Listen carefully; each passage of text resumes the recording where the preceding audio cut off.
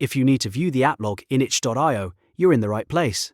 In this quick tutorial, I'll show you the exact steps so you can find the log without wasting time searching through menus. This is helpful if you're troubleshooting a game, checking for errors, or trying to figure out why something isn't working properly.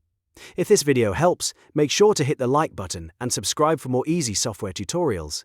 Alright, let's jump right in. First, open the itch.io app on your computer. Once the app is open, look over to the left side of the window. You should see a menu with several options.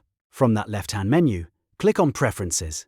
This will open the settings area for the itch.io app, where you can manage different app options. Now scroll down through the Preferences page until you find the option that says Open App Log. This is the button you need to access the log files for the app. Once you see it, click Open App Log. The app log should open right away, and from there you can review the information you need for troubleshooting or support. And that's it.